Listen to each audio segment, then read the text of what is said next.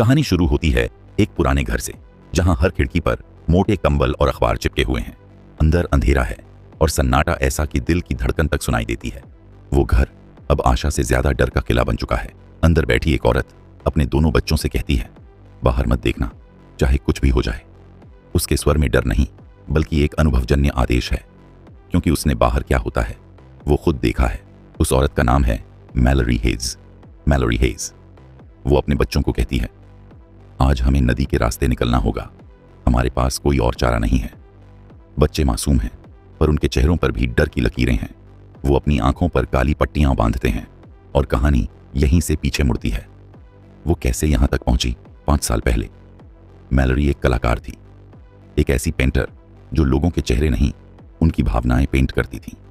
लेकिन हाल के दिनों में उसकी जिंदगी में खुशी नहीं बची थी।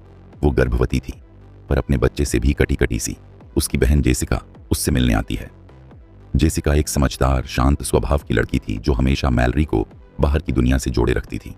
वो बताती है, टीवी पर एक अजीब न्यूज़ चल रही है। रशिया और यूरोप के कई देशों में लोग अचानक मर रहे हैं, कोई नहीं जानता क्यों। स्क्रीन पर दिखाया जाता है, लोग अचानक रुक जाते हैं, कहीं खाली जगह को देखते हैं, फिर अपना सिर दीवार से पटकते हैं या ऊंची इमारत से कूद जाते हैं। मैलोरी हंसकर कहती है, शायद कोई गैस या वायरस होगा। लेकिन उसे नहीं पता था कि यह मजाक अब उसकी जिंदगी का सबसे डरावना सच बनने वाला है। दोनों बहनें अस्पताल जाती हैं। वहां डॉक्टर चेकअप करती है और बताती है कि सब कुछ ठीक है। लेकिन बाहर कुछ ठीक नहीं। सड़क पर भीड़ भाग रही है, लोग कारों से टकरा रहे हैं, हर तरफ अफरा तफरी। जेसिका डर कर कहती है, चलो घर चलते हैं। वे कार में बैठती हैं, लेकिन तभी सामने से एक औरत ट्रक के आगे कूद कर मर जाती है। मैलोरी चीखती है, जेसिका रुको, लेकिन अब देर हो चुकी है। जेसिका की आंखें काली पड़ने लगती हैं। वो गाड़ी की स्पीड बढ़ाती है और कहती है, ओह माय गॉड, कितना खूबसूरत है। और अगले ही पल वो कार मोड़कर सीधे ट्रक के सामने मार देती है। कार उलट जाती है। मैलोरी बाहर गिरती है और उसकी आंखों के सामने उसकी बहन मर चुकी होती है। वो घबरा कर उठती है और सड़क की तरफ देखती है। लोग इमारतों से कूद रहे हैं, किसी ने खुद को आग लगा ली है। पूरा शहर किसी अदृश्य ताकत के कब्जे में है। मैलोरी दौड़ती है, गिरती है और बचने की कोशिश करती है। उसी वक्त एक अफ्रीकी अमेरिकन आदमी टॉम उसे पकड़कर अपने घर के अंदर खींच लेता है। वो दरवाजा बंद कर देता है और बाहर एक और औरत, जो उसकी पत्नी थी, किसी चीज को देखकर मर जाती है। अंदर पहले से कुछ लोग मौजूद हैं, Douglas, Sharla, Charlie, Lucy, Felix और एक बुजुर्ग महिला। हर कोई सदमे में है। टीवी ऑन करते हैं तो न्यूज एंकर कहता है, जो चीज भी ये है वो इंसान को देखने से पागल कर देती है। कृपया अपनी खिड़कियां बंद रखें और घर से बाहर न जाएं। अब सबको एहसास होता है, जो चीज भी बाहर है वो इंसान के मन को तोड़ देती है। अगर आपको कहानी अच्छी लग रही हो तो चैनल को सब्सक्राइब, शेयर और कमेंट जरूर करें, क्योंकि आपके एक सब्सक्राइब से हमारी उम्मीद और हमें मोटिवेशनल मिल रहा है। आपके सपोर्ट से हम आगे बढ़ते रहेंगे, आपके लिए इससे भी अच्छी अच्छी कहानियां लाते रहेंगे। धन्यवाद। घर की हर खिड़की को अखबारों से ढक दिया जाता है, हर दरवाजे पर बैरिकेड लगते हैं, कोई बाहर नहीं जा सकता।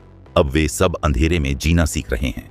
कभी कभी किसी की आंखें गलती से खिड़की की तरफ जाती हैं तो सब चिल्लाते हैं, नीचे देखो, क्योंकि 1 सेकंड की गलती मौत बन सकती है। कुछ दिन बाद दरवाजे पर दस्तक होती है। एक औरत, ओलंपिया, बाहर खड़ी होती है। वो भी गर्भवती है। रोते हुए कहती है, कृपया मुझे अंदर आने दो। मैलोरी उसकी हालत देखकर मना नहीं कर पाती। अब घर में 2 प्रेग्नेंट औरतें हैं और बाहर मौत का साया। खाने का सामान खत्म हो रहा है। टॉम, चार्ली, मैलोरी और कुछ लोग पास के सुपरमार्केट जाने का प्लान बनाते हैं।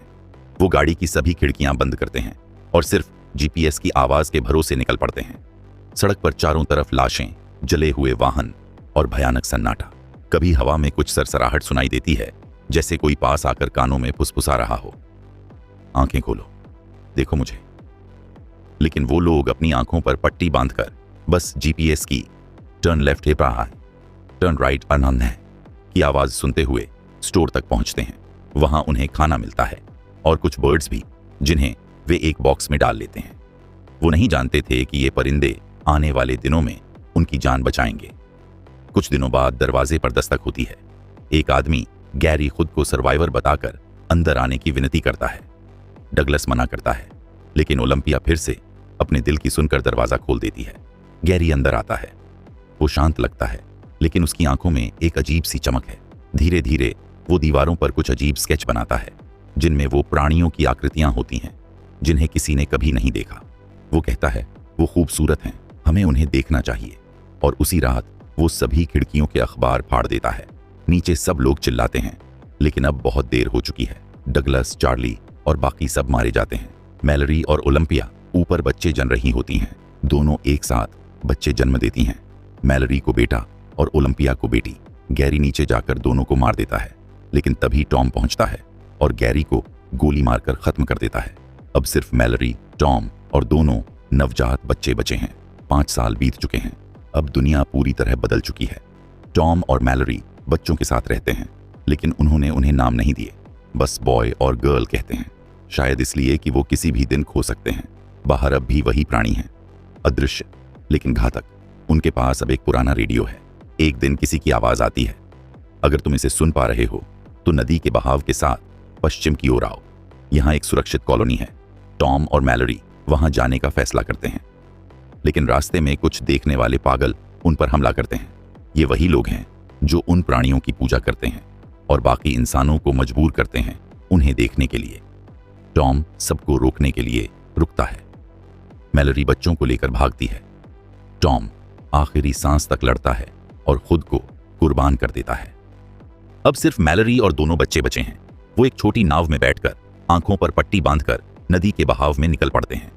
3 दिन का सफर, घने जंगल, बहता पानी और चारों तरफ खतरा। बच्चों से कहती है, कभी भी पट्टी मत हटाना। अगर कोई तुम्हारा नाम लेकर बुलाए तो भी मत देखना। नदी में तेज धारा आती है, नाव पलट जाती है। वो बच्चों को डूबने से बचाती है, लेकिन खाना और सामान बह जाता है। रात में आवाजें आती हैं, मैलरी, मैं टॉम हूं, पट्टी उतारो। वो जानती है वो टॉम नहीं है। तीसरे दिन नदी के किनारे उन्हें एक आवाज सुनाई देती है, इधर आओ, हम यहां हैं। लेकिन जंगल में वो प्राणी भी घूम रहे हैं। बर्ड्स जोर से चहकने लगते हैं, मतलब खतरा पास है। मैलरी बच्चों का हाथ पकड़ती है और भागती है। पेड़ों के बीच से होकर, कांटों और पत्थरों के बीच से गुजरते हुए वो आखिर एक पुराने गेट तक पहुंचती है। अंदर से आवाज आती है, तुम कौन हो? वो जवाब देती है, मैंने रेडियो पर आपकी आवाज सुनी थी। गेट खुलता है। अंदर सैकड़ों लोग, जिनके चारों तरफ हरियाली और चिड़ियों की चहक।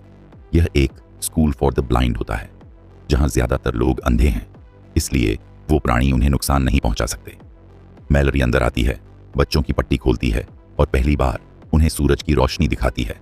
वो आसमान की तरफ देखती है और मुस्कुराती है। वो अपने बेटे का नाम टॉम और ओलंपिया की बेटी का नाम ओलंपिया रखती है। अब वो उनके साथ है, एक ऐसी जगह जहां आंखें खोलना अब मौत नहीं बल्कि नई शुरुआत है। बर्ड बॉक्स सिर्फ हॉरर नहीं है, ये एक मानव भावनाओं की कहानी है। एक माँ जो डर में भी उम्मीद नहीं छोड़ती। एक दुनिया जहां देखने से ज्यादा महसूस करना जरूरी हो जाता है। कहानी हमें सिखाती है, कभी कभी आंखें बंद करके भी सही रास्ता पाया जा सकता है।